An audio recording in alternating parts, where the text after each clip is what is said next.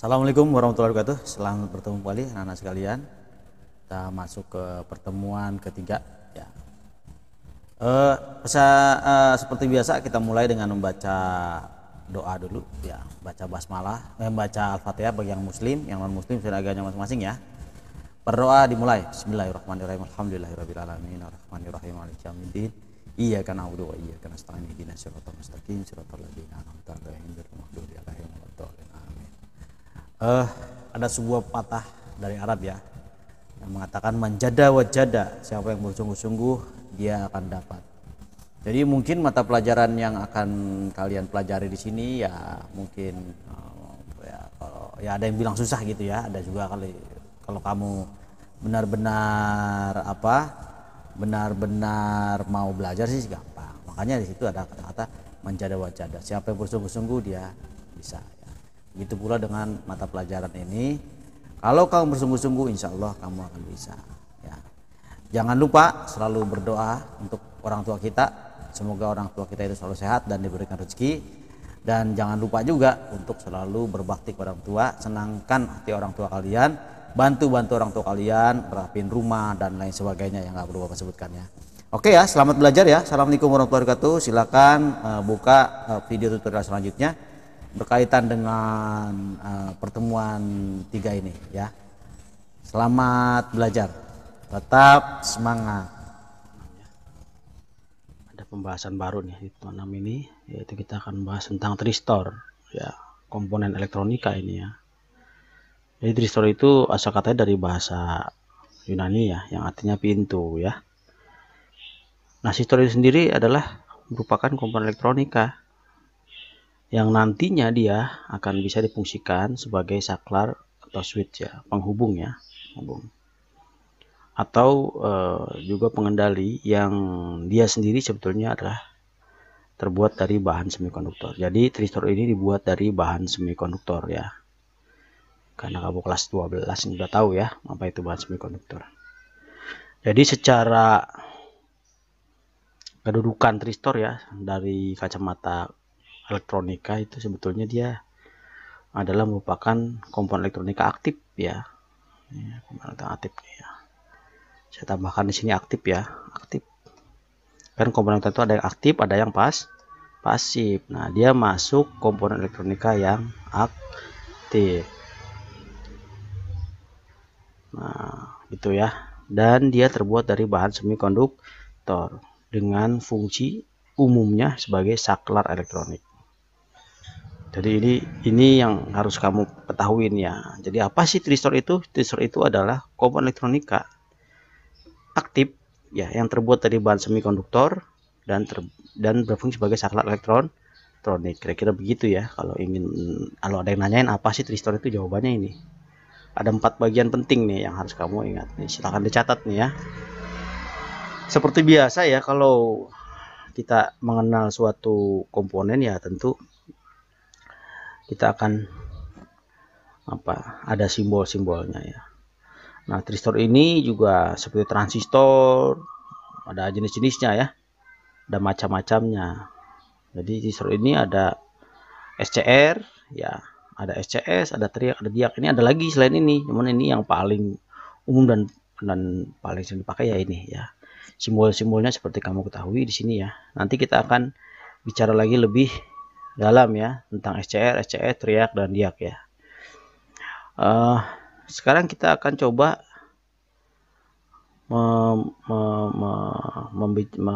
membahas ya tentang SCR ya, Silicon Controller Rectifier. Ini simbolnya seperti ini ya, simbolnya seperti ini. Jadi ini adalah anodanya, ini adalah katoda, ini adalah gate. Ini berarti semikonduktor tipe P, tipe N ya, tipe P, tipe N. Ini konstruksi pembuatannya ya, kira-kira seperti ini ya. Bahan-bahan semikonduktornya, susunan bahan semikonduktor seperti ini. Nah, ini adalah wujudnya ya. Ada juga yang kecil, ada juga yang besar. Ini berarti tergantung dari daya besarnya arus yang bisa melewati dari anoda ke katoda ya.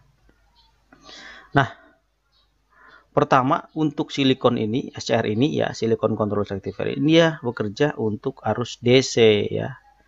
Jadi dia harus DC, dia mengalir dari sini ke sini. Tapi dia tidak bisa mengalir sebelum ada tegangan gate ya. Silahkan sini lihat ya. Saat dia ada listrik, SCR akan beradakan off. Jadi dia tidak bisa mengalir ya. Nah, setelah gate-nya dialir arus rendah, ya akan disulut ya, disulut namanya. Dia bisa aliri arus rendah itu disulut, dikasih tegangan di sini sedikit aja, maka akan terjadilah baru dia bisa mengalir ke sini. Nah, setelah disulut sekali, dilepas lagi, tetap mengalir. Dia akan terus mengalir. Kalau sudah disulut sekali, dia akan mengalir ya. Makanya di sini ya, meskipun arus listrik gate-nya dihilangkan, SCR akan tetap dalam keadaan on, sehingga arus yang mengalir anoda katoda tersebut juga dihilangkan atau 0 volt. Maksudnya gini ya, ini ya kalimat ini ya. Jadi walau tadi kan arus pertama-tama tidak bisa mengalir, dari anoda katoda nggak bisa mengalir. Begitu gate-nya disulut, maka dia akan mengalir. Gitu. Walaupun gate-nya ini dilepas, tidak disulut lagi, tetap dia akan mengalir, tetap akan on terus dia. Nah, on-nya itu bisa berhenti nih ya. Keadaan on, SCR akan tetap keadaan on. Jadi dia tetap mengalir. Sehingga sampai maksudnya ini ya, sampai arus yang mengalir anoda katoda itu tersebut dihilangkan atau 0 volt. Sampai nanti di sini di-cut, diberhentiin. Jadi tidak ada dikasih listrik ya. Sampai ini terputus nih, ada yang mutus lah gitu ya. Nah, baru dia akan kembali seperti semula lagi ya. Jadi kalau sudah disulut dia akan mengalir terus. Nah, kecuali aliran ini berhenti karena mungkin ada baterainya habis ya, arus sempurna dan sebagainya, atau memang sengaja diputus, maka dia akan mati dengan sendirinya ya. Jadi kalau SCR itu sekali nyambung nih nyambung terus ya, begitu prinsipnya ya. Kita akan coba lagi ke komponen selanjutnya, yaitu SCS, Silicon Controlled Switch ya. Bendanya sama seperti ini ya. Sebentar ya, saya lihat. Nah, seperti ini ya. Jadi nanti pada realitanya gerbang anoda ini nyatu ke sini ya. Jadi anoda ini kan ada 1 2 3 4. Yang anoda ini nyambung ke sini. Terus sambung ke sini ya. Perbedaannya apa sih? Ya, antara SCR dengan SCS. Kalau SCS tadi, ya yang ini ya, SCS ini, ketika gate disulut, maka dia akan selalu mengalir. Dia hanya akan berhenti mengalir ketika anodanya 0, tidak ada tegangan lagi di sini. Berhenti ngalir, baru dia akan putus ya. Dari awal lagi. Begitu anodanya jadi gini, anoda dikasih ya, listrik. Arus tidak mengalir. Disulut sedikit di gate, dia akan mengalir. Gate-nya disulutnya dilepas nih, tetap mengalir. Sampai anodanya kita nolkan, sampai anodanya itu tidak ada arus, berhenti. Ya, terus anodanya tambah lagi listrik lagi, kasih listrik lagi. Maka dia tidak akan mengalir karena gate-nya tadi sudah selesai, sudah reset ya. Nanti kalau kita dikasih lagi, dia akan mengalir. Gitu kalau yang SCR. Kalau yang SCS, ini ya, hampir sama dengan SCR ya sebenarnya ya, cuman ada perbedaan sedikit ya. Jadi kalau SCS seperti ini, dikasih tegangan di anoda, dia tidak ngalir ya. Gerbangnya disulut, dia akan mengalir gitu ya. Nah, aliran ini akan berhenti, tidak harus 0 dengan tegangan, misalkan tergantung kriteria, tergantung kamu tipe SCS-nya ya. Misalkan 0, dia akan berhenti mengalir ketika tegangannya di sini arusnya sekian ampere atau tegangannya sekian volt lah gitu ya misalnya. Nanti dia akan terputus. Jadi tidak harus 0, dengan tegangan beberapa tegangan tinggal sisa berapa dia langsung putus. Jadi di sini makanya di sini SCS dapat di off kan dengan cara memberikan tegangan tertentu. Jadi kalau ada tegangannya turun sampai batas 4 volt misalnya, atau arusnya sekian 0,0 sekian, maka otomatis gate-nya ini akan putus. Jadi tidak harus 0 dulu. Kalau ini kan harus 0 di sini, tapi kalau ini tidak harus 0, dia bisa putus ya. Kira-kira begitu bedanya SCS dengan SCR ya. Perangkat ini juga bisa dipicu dengan memberikan tegangan negatif ke anoda gate arusnya akan mengalir di satu arah, yaitu dari anoda ke katoda. Jadi mengalir sama ya. Ini bisa bekerja untuk arus arah ya, kira-kira seperti itu ya. Jadi kalau SCR tidak bisa berhenti kalau anodanya, kecuali anodanya 0. Kalau SCS dia berhenti dengan tegangan tertentu di anoda. Itu perbedaannya. Persamaannya sama-sama disulut pada gate ya. Ya, sekarang kita masuk ke triak. Kita akan bahas masalah triak ya. Nah, triak ini sama dengan SCR, cara kerjanya sama. Bedanya adalah kalau triak ya, dia itu kakinya namanya itu di sini ya.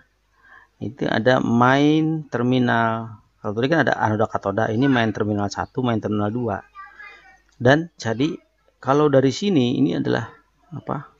Konstruksi urutan dari semikonduktor ya, pemasangan semikonduktor. Kalau disimbolkan seperti ini simbolnya ini ya. Ini simbolnya ya. Nah, ini adalah analoginya. Kira-kira dalam itu seperti ini.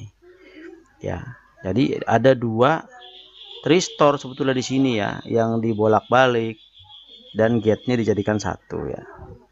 Sehingga ini namanya bukan anoda katoda lagi. Ini namanya main terminal ya, main terminal ya, ini. Nah, bentuknya seperti ini ya. Ini di sini gate-nya sebelah kanan ya. Main terminal, di sini main terminal. Jadi arus bisa mengalir dari sini kemari. Jadi bisa mengalir dari main terminal 1 ke main terminal 2, atau sebaliknya dari main terminal 2 bisa mengalir ke main 1. Apabila gate-nya disulut ya, di sini.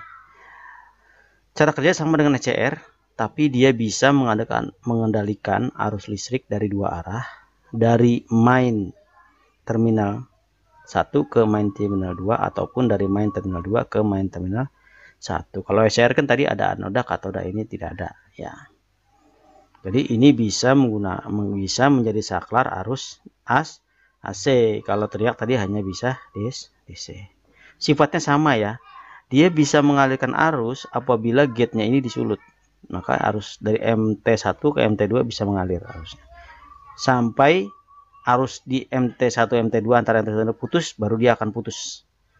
Tidak bisa mengalir lagi ya. Jadi cukup diculut sekali dia akan mengalir terus ya, sampai terputus ya. Itu kira-kira seperti itu ya. Sekarang kita masuk ke pembahasan tentang diak ya, diode alternating current ya.